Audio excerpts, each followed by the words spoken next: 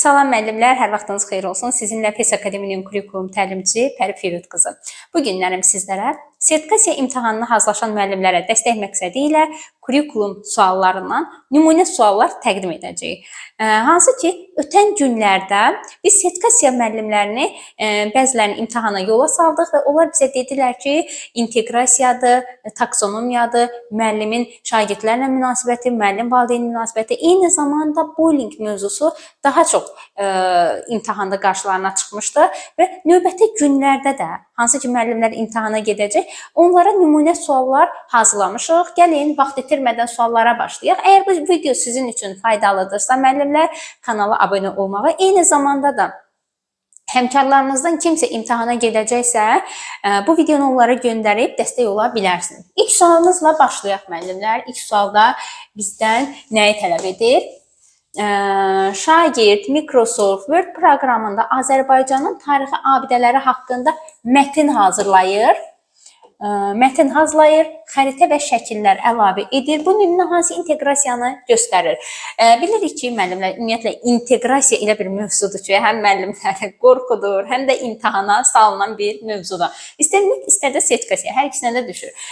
MIG Microsoft Word proqramı, yəni biz burada artıq informatikanı rahat şəkildə görürük. Daha sonra Azərbaycan tarixi abidələri haqqında şagird mətin hazırlayacaq. Mətin hazırlamaq da yəni Azərbaycan dilinə aiddir. Xəritə, şəkil əlavə edir. Bu nümunədə hansı inteqrasiyanı? Məsələn, A variantında verir fənüstü inteqrasiya. Biz həyatla əlaqələndirdikmi? Şagirdin bir problemi həll etdiyini gördükmü real həyatda? Xeyr, fənüstü inteqrasiya yoxdur. Və yaxud fəndaxili verir burada. Məzmun xətləri arasında əlaqə varmı və yaxud siniflər üzrə əlaqə varmı? Xeyr, biz bunu görmürük. Yəni, şaquli üfüqi inteqrasiyanı deməyə əsas vermir. Fəndaxili yenə də yoxdur burada. Y variantında. Variantları sildikdə ilə cavab qalır yalnız fənlər arası. Hansı ki, bu sualda Azərbaycan dili ilə informatikanın əlaqəsini biz görürük. Cavab olacaq D variantı. Keçid edək növbəti sualımıza. Növbəti sualımız da inteqrasiya ilə bağlıdır. İmtahana hazırlaşan müəllimlər, yəni növbəti günlərdə də sertifikasiya imtahanı verəcək müəllimlər, imtahana gedərkən də yəni stresdir, həyəcandır, onların hər birini kənara qoyun. Yəni düşünün ki, biz indiyənə qədər sizlərlə nə qədər sınaq işləmişik. Düşünün ki, elə oturmuşsunuz canlı dərsdə və yaxud evdə oturmuşsunuz, rahat bir şəkildə sualınızı yazırsınız. Yəni imtahanda olan müəllimlərin əksəriyyətini geri salan məsələlərin həyəcanı olur. Həyəcanlanırlar, vaxtı ötürürlər, yəni sualları yaza bilmirlər. Ona görə də çalışın ilk başlayanda hansı fən sizə rahat gəlir, ixtisasınız və yaxud kurikulum rahat gəlirsə, elə ilk oradan da başlayın yazmağa ki, bir növ sualları gördükcə həyəcan arxada qalacaq. Həyəcan arxada qalandan sonra artıq qorxusu yoxdur, rahat şəkildə də yazacaqsınız sualları. İkinci sualımıza baxaq. Şagird Azərbaycan dili dərsində mətn redaktorundan istifadə edərək Azərbaycanın milli dəyərləri mövzusunda esse yazır. Orfoqrafik səhvləri yoxlayır, mətnin strukturunu danışır. Bu fəaliyyət hansı inteqrasiyanı əks etdirir? Baxın müəllimlər, bizə deyir Azərbaycan dili dərsidir. Fənn olaraq Azərbaycan dilidir. Daha sonra mətn redaktorundan istifadə edir. Mətn redaktoru nədir müəllimlər? Biz mətn redaktoru bir proqramdır da. Biz bunu informatika fənnində istifadə edirik. Məsələn, mətn redaktorundan istifadə edərək mən harda səhvim var, harda düzəliş edilməlidir. Yəni onları kompüter artıq bizə göstərir. Və informatika ilə burada əlaqəsi var. Yəni fənlər arasında burada rahat şəkildə gördük. Azərbaycan dili və informatikanı. Daha sonra bizə deyir, esse yazır Azərbaycan dilinin, orfoqrafik səhvləri yoxlayır və mətnin strukturunu danışır. Yazı və danışma məzmun xəttini də biz burada gördük. Bu fəaliyyət hansı inteqrasiyanı əks etdirir? Yalnız fənlər arasında deyə bilmərik, çünki biz tapmışıq axı Azərbaycan dili ilə informatikanın əlaqəsi var. Yalnız fənlər arası deyə bilmərik, çünki burada yazı və danışıq məzmun xəttimiz var Azərbaycan dilinə aid olan. Fəndaxili fənlər arası götürə bilərikmi? Bəli, götürə bilərik. Cavabımız da olacaq C variantı. Fəndaxili və fənlər arası inteqrasiya. Keçid edək növbəti sualımıza. Müəllimlər, bu arada sizlər də videonu saxlayaraq cavablarınızı qeyd edin. Sonda rəy bölməsində neçə səhv, neçə düz olduğunuzu qeyd edə bilərsiniz. Üçüncü sualımıza baxaq. Şagird ona tapşırılan rollu oyunda yaxşı çıxış etmək üçün müxtəlif üsulları sınaqdan keçirir. Bu sual idraç taksonomiyasının hansı mərhələsinə aiddir? Şagirdimizə rollu oyun tapşırmışıq. İndi şagird də istəyir ki, çox gözəl çıxış eləsin. Bir neçə üsulu yoxlayır, sınaqdan keçirir. Və bu idraç taksonomiyasının, yəni üsulları sınaqdan keçirmək bizim açar sözümüzdür. Tətbiq mərhələsinə aid olacaqdır. Cavabımız olacaq 3-cü sualda B variantı tətbiq etmək. Növbəti sualımıza baxaq müəllimlər. Dördüncü sual, dedik ki, müəllimlər, ilk olaraq suallara başlayanda əvvəldə sizə bildirdim ki, bullying mövzusu da imtahana düşən suallardandır. Baxaq, sertifikasiyada hər il demək olar ki, artıq son dövrlər bullying mövzusunu da imtahana salırlar. Nə deyir bizə? Şagirdin telefonuna kimliyi məlum olmayan nömrədən təhqir edici ismarışlar, şəkillər göndərilərək ona bullying edilir. Valideyn bunu edənin sinif yoldaşının biri olduğunu iddia edir, lakin bunu sübut etmək üçün əldə əsas yoxdur. Belə olan halda verilənlər arasında müəllimin atacağı hansı addım bullying edəni müəyyənləşdirməyə kömək edən effektiv üsuldur. Bullyingin qarşısının alınması yolu var müəllimə. Bullyingin müəyyən edilməsi var. İndi bizə də bu ismarışı yazan kimdir? Yəni bullyingin müəyyən edilməsini tapmalıyıq. Bizim üçün ən effektiv yol hansı ola bilər? Gəlin baxaq. Müəllim sinifdə əməkdaşlığa əsaslanan pozitiv inklüziv mühit qura bilər. Pozitiv inklüziv mühit qurma bizim bullyingi müəyyən etməyə dəstək verməyəcəkdir. Bu qarşısını ala bilər də. A variantı getdi. Sinif iclasında şagirdin psixoloji durumunu müəyyənləşdirən esse yazır. Bəli, esse yazılması, sorğu keçirilməsi, anonim sorğu aparılması bunlar yenə də bullyingin müəyyən edilməsinə bizə kömək edəcəkdir. Esse yazdırılması demişik ki, dərsimizdə də ən effektiv yol məhz esse yazdırılmasıdır. Müəllim şagirdə mənəvi dəyərləri formalaşdırmağa başlayır. Bu bullyingin qarşısına alınma yoludur. Mənəvi dəyərlər deyər, emosional intellekt deyər. Emosional intellekt deyəndə nəyi nəzərdə tutur? Özünü idarə etmə, münasibətlərin idarə edilməsi, ünsiyyət bacarıqları, daha sonra empatiya bacarıqları. Yəni bunu şagirdlərə aşıladığımız halda bullyingə biz qarşısını alırıq da sanki. Bu da getdi, iclas təşkil edir, valideynlərə bullyinglə bağlı maarifləndirici söhbət aparır. Bu da bullyingin müəyyən edilməsinə xidmət etmir, qarşısını alınma yoludur. Müəllim şagirdlərlə emosional intellekti formalaşdırıb inkişaf etdirməyə başlayır. Bunu mənəvi dəyərlər də dedik. Emosional intellekti, mənəvi dəyərləri formalaşdırmağa başlayırsa, bunlar bullyingin qarşısını alınma yoludur və bullyingi müəyyən etməyə bizə kömək etmir. Cavab olacaq esse yazdırılması. B variantı. Növbəti sualımıza keçid edək.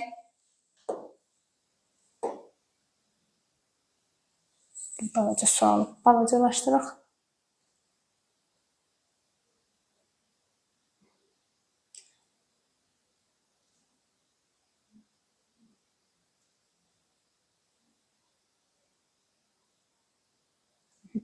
Gəlin baxaq 5-ci sualımıza. Dərs müddətində 2 şagird, Nuray və Tural, təxminən eyni anda icazə alaraq sinifdən çıxır. Az sonra məktəb koridorundan səs gəlir. Müəllim qapını açaraq onların mübahisə etdiyini görür. Belə situasiyada müəllimin hansı addımı doğru olmaz? Müəllim dərsdən sonra sinif iclası təşkil edərək yaranan konflikti həll etməyə çalışır. Dərsdən sonra sinif iclası apardı müəllim, konflikti həll etməyə çalışırsa, bu effektiv yoldur. Bizdən də doğru olmaz deyir. B variantı qalsın müəllimlər, B variantının sonunda qaydarıq. Müəllim dərsdən sonra sinif iclası təşkil edir, dərsdən sonra. İclasda digər şagirdlər də öz sinif yoldaşlarına bu problemin həlli ilə bağlı təklif bildirirlər. Hansı ki, sinif iclaslarının təşkilində də şagirdlər yoldaşlarına təklif irəli sürə bilərdilər. Doğru variant ola bilər. Müəllim bu məsələ ilə bağlı problemi valideynləri cəlb etmədən problemi şəxsən özü şagirdlərlə birlikdə həll edir. Baxın müəllimlər, biz proaktiv müəllim yanaşmasını öyrənmişdik sizlərlə. Proaktiv müəllimin hər zaman B planı vardır. Problem yaranıbsa, konflikt yaranıbsa, müəllim dərhal bilir ki, bu problemi necə aradan qaldıra bilərik. Müəllimin B planı vardır və eyni zamanda valideyni bura cəlb edəmirik. Doğru yanaşmadır, şagirdlərə ortaq dəyərləri xatırladır, dərsin vaxtına mane olmadan bu məsələni tənəffüsdə müzakirə edəcəyini bildirir. Effektiv yoldur. İndi qayıdaq B variantına. Sinif iclasında Tural, Nurayın ona kobud sözlər söylədiyini, onu təhqir etdiyini söyləyir. Müəllim də Nuraya biz birimizə qarşı nəzakətli davranırıq qaydasını xatırladır. Dərsdən sonra onu özünə refleksiya prosesinə, öz davranışları barədə düşünməyə cəlb edəcəyini bildirir. Cavab olacaq B variantı. Nəyə görə? Gəlin əsaslandıraq. Müəllim görür ki, iki şagird konflikt, yəni mübahisə edir, konflikt yaranıbdır bu uşaqlar arasında. Müəllim hər iki şagirdin fikirlərini almalıydı. Bizə nə deyir burada? Müəllim Turalın fikrini aldı. Bir tərəfli qərar qəbul elədi müəllim. Tural dedi, o mənə kobud söz ifadə edibdi və müəllim ona Nuraya qaydanı xatırlatdı, Nurayı özünü refleksiyaya cəlb elədi. Amma Nurayın heç burada biz fikrini almadıq ki, Nuray da qoy bir axsını atsın, bir kəlmə söz desinlər. Müəllim buna şərait yaratmadı və ona görə də biz bu yanaşmanı doğru hesab edə bilmirik. Doğru olmaz deyir. B variantı bizim doğru olmayan cavabımızdır. Müəllim hər bir şagirdi fikrini nəzərə almalıydı. İndi növbəti sualımıza baxaq. Əgər bu video sizin üçün faydalıdırsa, müəllimlər kanala abunə olub həmkarlarınızla bölüşməyi unutmursunuz. Baxaq növbəti suala. Verilən addımların hansında müəllim-şagird münasibətində səhvə yol verilməmişdir? A variantı. Dərs başlayar-başlamaz müəllim şagirdi aynı lövhəyə dəvət edir. Onun ad günü olduğunu bildirir, təbrik edir. Sinif yoldaşları da şagirdə xoş arzularını bildirirlər. Deyin görə etmişsinizmi bu halı siz sinifdə? Əgər etmişsinizsə müəllimlər düşünün, dərs prosesi 45 dəqiqədir və 45 dəqiqəni biz bilirik ki, öyrənməyə sərf etməliyik. Şagirdimizin ad günün və yaxud digər uğurları ola bilər. Biz bunu vurğulayırıqsa sinifdə, dərsin vaxtına mane olmayacaq bir şəkildə edə bilərik. Məsəl üçün, tənəffüs zamanı edə bilərik, dərsdən sonra edə bilərik, yəni qısa bir müddəti əhatə edəcək. Yəni, dərs prosesində dərs başlayar-başlamaz müəllim şagirdi Aynuru çağırdı lövhəyə və bunu təbrik elədi, daha sonra yoldaşlarına söz verdi. Artıq bizim 45 dəqiqəmizin 20-25 dəqiqəsi getdi. Yəni, etmişsinizsə, pedaqoji baxımdan doğru hesab edilmir və bunu etməyək. Yəni, dərsin vaxtına mane olmayacaq şəkildə edə bilərik. Tədris ili başlamazdan əvvəl şagirdlərə bu il keçəcəyimiz fənlərin sayı artıb. Bu il daha çox məsuliyyətli çalışmalısınız. Əgər məsuliyyətlə çalışmasanız, uğura nail ola bilmərsiniz. Sözlərini mesaj şəklində yazıb göndərərək daha səmərəli öyrənmə mühiti qurmağa çalışır. Baxın müəllimlər, biz demişik ki, müəllim tədris ilinin əvvəlində şagirdlə, valideynə pozitiv mesaj ötürə bilər, doğrudur. Amma siz burada pozitivlik görürsünüzmü? Yəni, düşünün ki, şagirdinizə hələ dərs açılmayıb, bir növ uşağı qorxuduruq. Dərsin çox olacaq, yaxşı oxumalısan. Hələ uşaq bilmir bu illərim hansı yeni, məsələn, 5-ci sinifdə, 6-cı sinifdə yeni bir fən keçəcək. Məsələn, 5-ci sinifdə bilirik ki, yeni fən olaraq ədəbiyyatı öyrənir, tarixi öyrənir. Aşağı siniflərdən, 4-dən sonra bunu öyrənir. Yəni, biz bu uşaqlara 5-ci sinif uşağına desək, artıq uşağın gözünü bir növ qorxutmuş olarıq da. Yəni, bu pozitiv mesaj olmadı da, axı bu uşağa qorxu dolu mesaj oldu. Ona görə də müəllimlər, yəni çalışmaq lazımdır ki, elə ötürdüyümüz mesaj da uşaqların könlünü açacaq, xoş olacaq bir mesaj olsun. Bu da doğru yanaşma deyil. Demokratik üslubdan istifadə edərək şagirdlərlə qarşılıqlı hörmət əsasında münasibət qurur, doğrudur. Onun əsas metodu fəaliyyətə çağırış, doğrudur, nəsihətdir. İndi siz deyin görün. Demokratik üslubdan istifadə edən müəllim şagirdlərə nəsihət verməlidir, yoxsa xahiş etməlidir? Əlbəttə ki, xahiş etməlidir. Nəsihəti bəs hansı müəllim verir? Biz demokratik üslub və avtoritar üslub öyrənmişik. Nəsihəti verəcək avtoritar üslub. Yəni, bu da yanlışdır, bizə yol verilməmişdir, səhvə yol verilmir. Burada da səhvə yol verib, nəsihət avtoritar üslubdadır müəllimlər.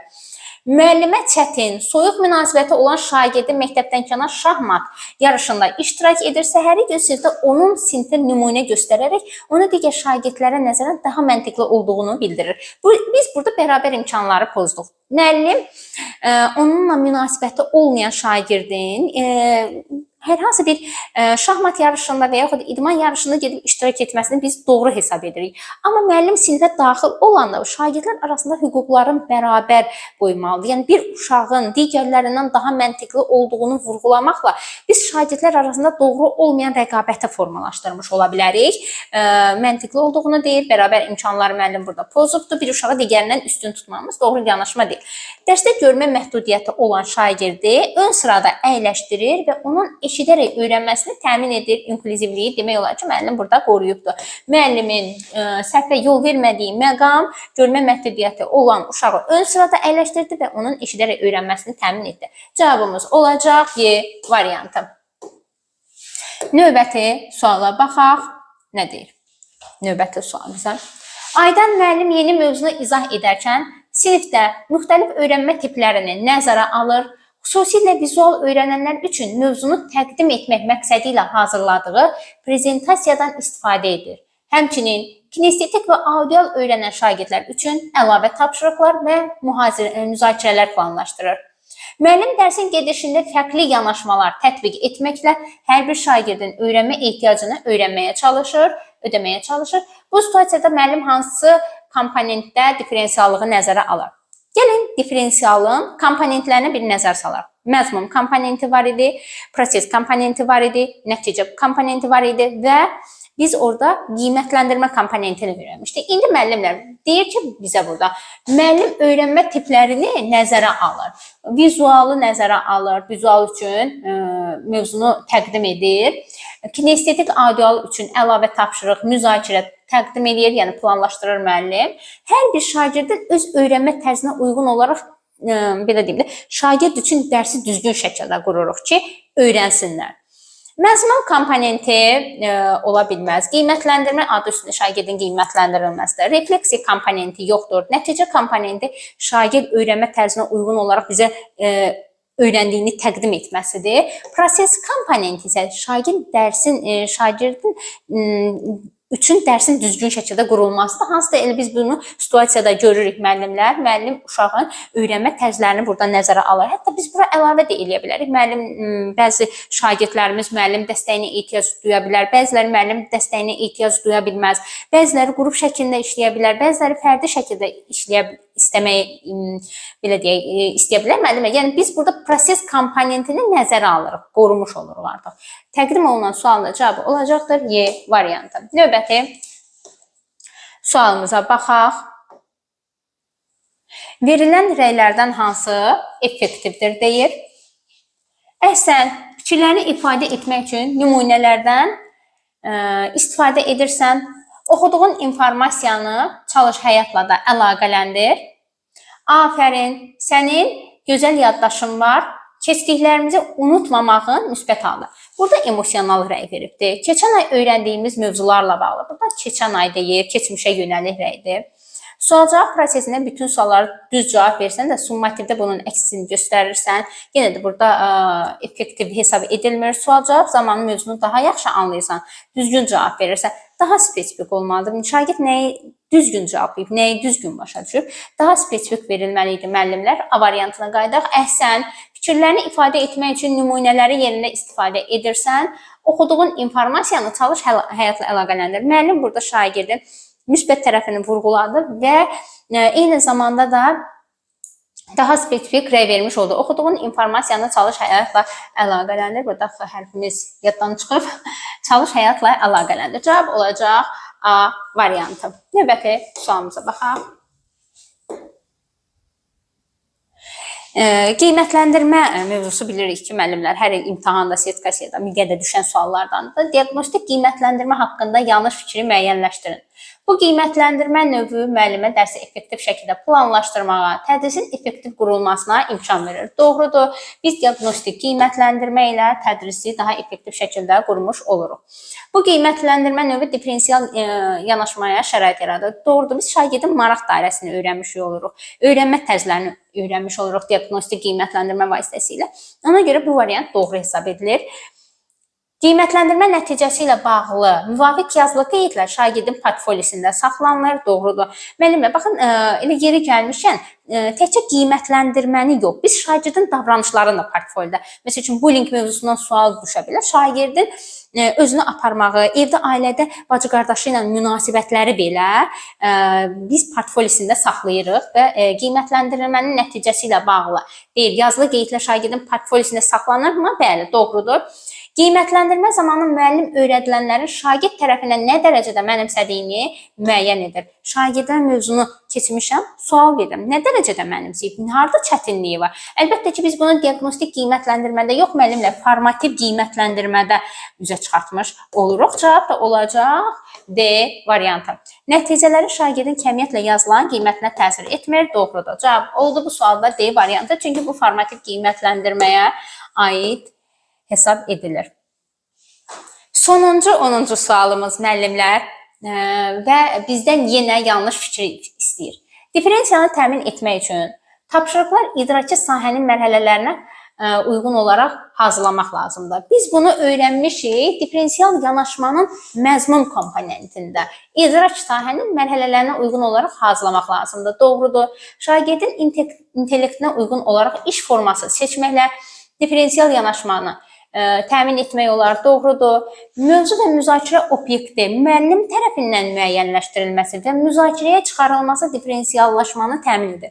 Baxın müəllimlər, mövzunu əgər müəllim seçirsə, müzakirə obyektini də şagird seçməlidir. Yəni, biri müəllim, biri şagirdə yönəlik olmalıdır. Burada hər ikisi fəaliyyət müəllimə yönəlikdir də. Biz burada diferensiyada necə danışa bilərik? Diferensiyada şagirdin maraq dairəsinin nəzərə alınması idi.